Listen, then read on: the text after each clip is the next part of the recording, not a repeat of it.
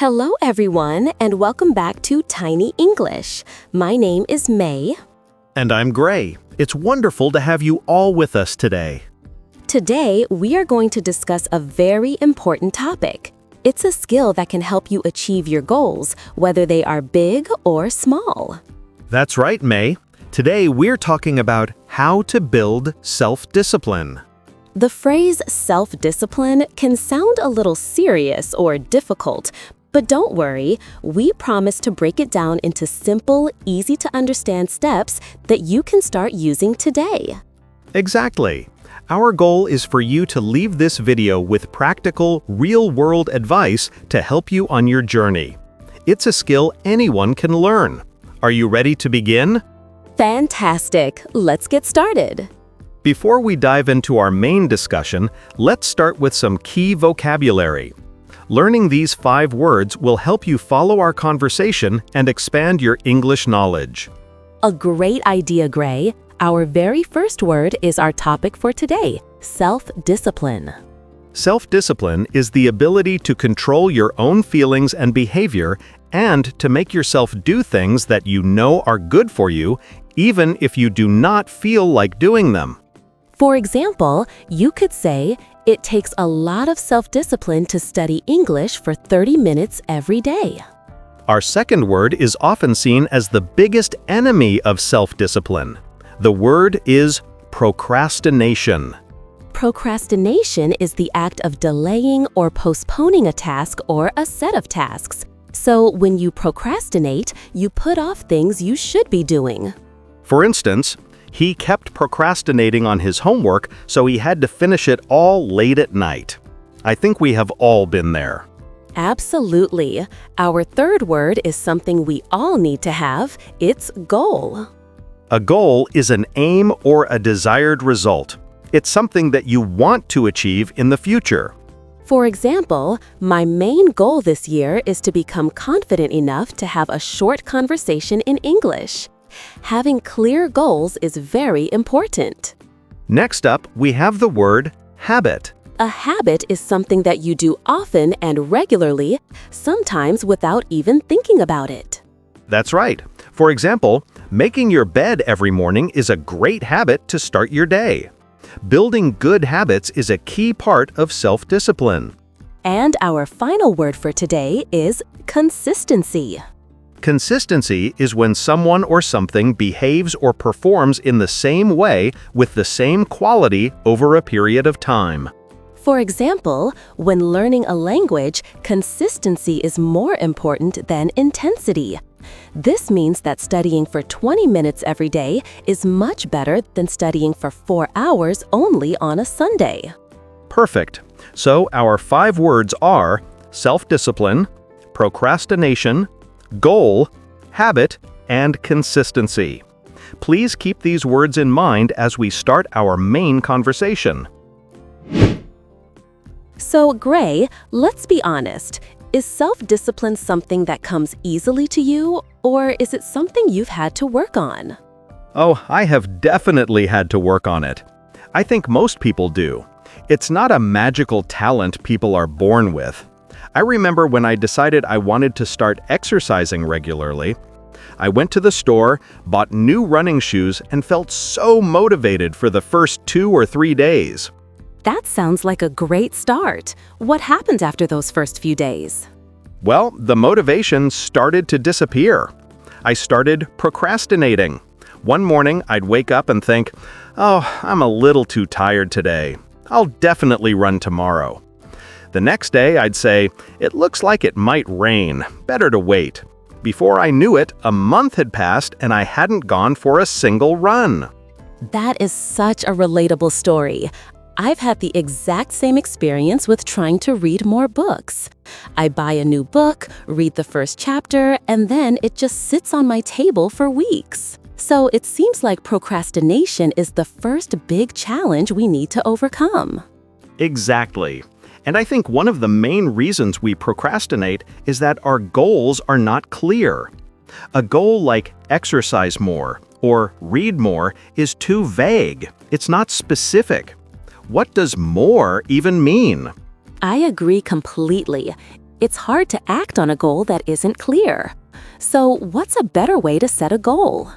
A much better goal would be something like, I will go for a 20-minute walk on Monday, Wednesday, and Friday after work. See how different that is? It's specific, it's measurable, and it has a time. You know exactly what success looks like. That makes so much sense. Let's create another example for our viewers. Instead of a vague goal like, I want to learn English faster, what would be a better, more specific goal? A better goal would be, I will learn 5 new vocabulary words every morning with my coffee, and I will practice speaking for 10 minutes with a language partner every evening. That's a perfect example. It's broken down into small, clear daily actions. This brings us to another very important tip for building self-discipline. Start small. Don't try to change your entire life overnight. Yes, this is so crucial. People often fail because they try to do too much too soon. If you want to start waking up earlier, don't set your alarm for 5 a.m. tomorrow if you normally wake up at 8 a.m. Your body and mind will resist such a big change. So, what is the alternative? How should someone approach that goal? You should make small, gradual changes. For the first week, try waking up at 7:45 a.m. Once that feels normal, try 7:30 the next week. These small changes are much easier to stick with, and they allow you to build a new habit without feeling overwhelmed. That is a great idea, Gray. There's a popular technique for this, I believe. It's called the 2-minute rule. Have you heard of it? I have, and I love it. The main idea is that any new habit you want to start should take less than 2 minutes to do. Exactly. So your goal of read more books becomes read 1 page. The goal of do yoga every day becomes roll out my yoga mat. Or study English simply becomes open my textbook to the next chapter. The genius of this rule is that it focuses on making it incredibly easy to start. Starting is almost always the hardest part. Once you've read 1 page, it's much easier to decide to read another. Once your yoga mat is on the floor, you're much more likely to do a few poses. It completely removes the pressure. So what do you think, everyone watching? What is a new habit you want to build? And how could you apply the 2-minute rule to make it super easy to start? Let us know your ideas in the comments. That's a great question for our audience. So, to recap, we need to set clear goals and start very, very small. What's the next step, May? I think the next logical step is to create a routine or a schedule. Our brains love predictability and patterns. When an action becomes part of a daily routine, we start doing it automatically, without using up a lot of willpower. Are you talking about deciding in advance exactly when and where you are going to perform your new habit? Precisely. You create a simple plan. For instance, I will practice my new English vocabulary for 10 minutes at my kitchen table immediately after I finish washing the dinner dishes. You've given your brain a clear instruction. When this happens, that happens.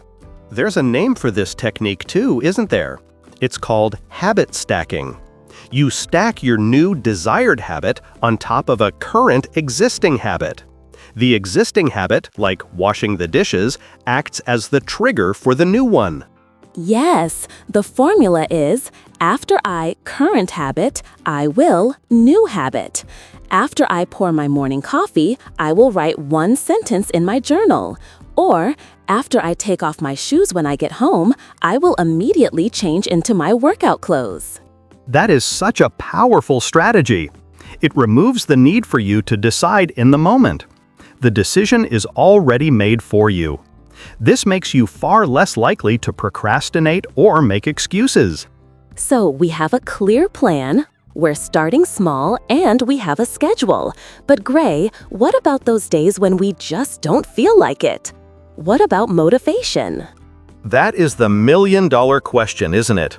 I think it's essential to understand that motivation is an emotion. It's a feeling, and like all feelings, it comes and goes. It is not reliable. If you wait until you feel motivated to do something, you might wait forever. So you are saying that true self-discipline is not about being motivated all the time.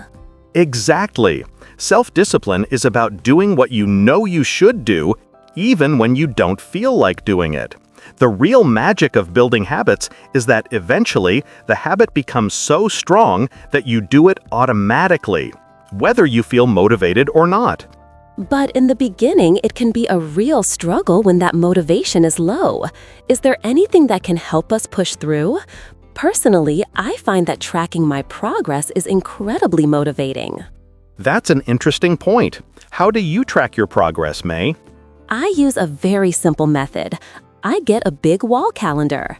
Every single day that I successfully complete my habit, let's say my 15 minutes of English study, I draw a big red X over that day.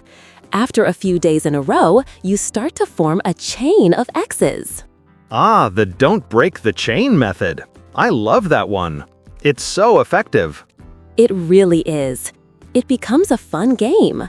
You look at your chain of 5 red X's and you think, I don't want to break this chain today. It provides a visual proof of your consistency and hard work. It's very satisfying to see the chain grow longer and longer. That visual feedback is powerful. And what about rewards? Do you think rewarding ourselves is a good idea? I think it can be, but we have to be smart about it. The key is that the reward should not contradict or undo the good habit you're trying to build. What do you mean by that? Can you give an example? Sure. Let's say your goal is to eat healthier food. After a week of eating salads, your reward should not be eating a whole large pizza by yourself. That reward works directly against your goal. That makes perfect sense. So, a better reward might be to allow yourself to watch an extra episode of your favorite TV series, or buy a new book, or spend an hour on a hobby you love. Exactly. The reward reinforces the positive behavior. You can even make it part of the habit loop. After I finish my 30-minute study session, I will allow myself to listen to my favorite music for 15 minutes. The reward becomes something to look forward to, making the whole process more enjoyable. We are more likely to repeat actions that feel good. That's a great psychological trick to use on ourselves. Now, these are all wonderful strategies for things we do alone. But what if we need some extra support from others? That's a fantastic point, Gray. Sometimes we need external help. This is where finding an accountability partner can be incredibly effective. An accountability partner? Can you explain what that is for our viewers? Of course. It's a person, a friend, a classmate, a family member who knows what your goal is and checks in with you to help you stay on track. So you would tell your friend, for example, my goal is to go to bed by 10:30 p.m. every night this week, and they would help you stick to it? Yes, you could agree to send each other a quick message every night at 10:30 p.m. saying good night.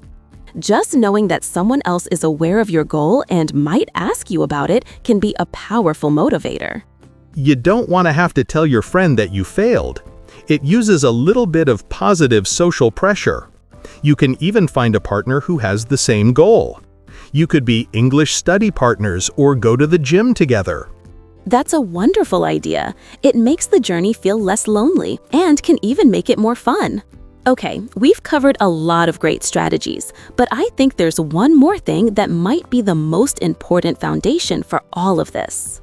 And what is that, May? It's understanding your why. Why do you really want to build this habit? Why is this goal important to you on a deeper level? You mean finding your purpose, your deeper reason for doing something. Precisely. If you don't have a strong emotional reason, you will give up as soon as things get difficult. For example, the goal is, I want to learn English. But why? A strong why might be, I want to learn English so I can communicate with my grandchildren who live in another country. Or, I want to learn English so I can get a promotion at work and provide a better life for my family. Exactly. That why is a powerful source of internal motivation. It's the fuel for your self-discipline. When you feel tired and want to quit, you can remember your why, and it will give you the strength to keep going. That's so true. I have a personal story about this. A few years ago, I wanted to save money, but my goal was just save more money. It was too general and I failed every month. What did you do to change that? I defined my why. I wasn't just saving money anymore. My new why was, I am saving money for a down payment on a house, so my future family has a safe and comfortable home. I found a picture of a house I liked and made it my phone's background. Wow, that's incredibly specific and emotional. What happened then? Suddenly, it was so much easier to say no to small expenses. When I thought about buying an expensive coffee, I would think, is this coffee more important than my future home? The answer was always no. The strong why made the small, difficult choices easy. That's a brilliant story. Thank you for sharing it. It perfectly illustrates how a purpose can drive your actions. So, for everyone watching, take a minute after this video to think about your goal. Then ask yourself, why is this truly important to me? Write that reason down and put it somewhere you can see it every day. I agree. Now, May, let's talk about the inevitable. Let's talk about failure. What happens when you have a bad day? You miss your workout, you eat the junk food, you break the chain. What do you do then? This is such a critical point. So many people have an all-or-nothing mindset. They miss one day and think, well, I've ruined it. I failed. I might as well give up completely. This is the worst thing you can do. It's a very common trap. So what is the rule we should follow when we slip up? The most important rule is never miss twice. It is perfectly okay to miss one day. Life is unpredictable. You might get sick, have a family emergency, or just be completely exhausted. That's fine. But the crucial part is to get right back on track the very next day. Missing one day is an accident. Missing 2 days in a row is the beginning of a new negative habit. Exactly. Forgive yourself, don't feel guilty, and just focus all your energy on getting it right the next day. The path to self-discipline is not a straight line. It has ups and downs. Successful people are not the ones who never fall. They are the ones who get back up quickly. It's about being resilient. And there's one more strategy that can make this whole process easier: designing your environment. Yes, making your good choices easy and your bad choices difficult. Can you give us an example? Sure. If your goal is to drink more water, don't just hope you'll remember. Fill up a large water bottle in the morning and place it on your desk right next to your computer. You've made the good choice easy and visible. And for a bad habit, if you want to stop wasting time on your phone, you can make the bad choice harder. For example, when you need to focus, put your phone in another room. The simple act of having to get up and walk to another room adds friction and makes you less likely to mindlessly check it. I do this with my English book. I put it on my pillow every morning. That way, when I go to bed at night, I physically have to touch it and move it. It's a perfect reminder to read for a few minutes. That's a brilliant and simple trick. It's all about working smarter, not just harder. You are setting up your future self for success. I think this has been an incredibly helpful conversation. It's clear that self-discipline is not one single thing, but a combination of many small strategies working together. And the most important thing to remember is to be patient. It's a skill that you build over time, like strengthening a muscle. Every time you make a good choice, your discipline muscle gets a little bit stronger. Focus on getting just 1% better every day. Well, our time is almost up for today. We have covered a lot of useful information. We certainly have. Let's do a very quick summary of the main ideas. To build self-discipline, remember to set small and specific goals, use the 2-minute rule to start, and build powerful routines using habit stacking. And don't forget to track your progress to stay motivated, connect with your deep why, and design your environment for success. Most importantly, be kind to yourself when you have a setback. Just remember the golden rule: never miss twice. Let's also quickly review our 5 vocabulary words from the beginning of the episode. We learned self-discipline, the ability to control your actions, Procrastination, the act of delaying what you need to do. a goal, which is your aim or desired result, A habit, which is an action you perform regularly. and finally, consistency, which means showing up and putting in the effort time and time again. We truly hope that these tips and strategies will be helpful for you. Self-discipline is like a superpower that can help you with everything from your English learning journey to your biggest life dreams.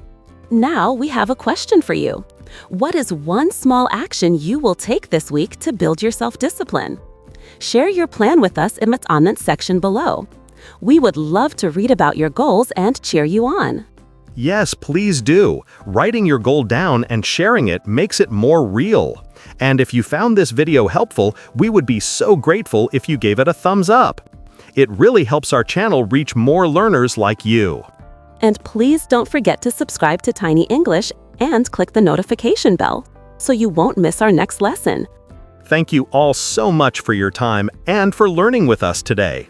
Keep practicing, stay consistent, and we will see you in the next video. Bye, everyone!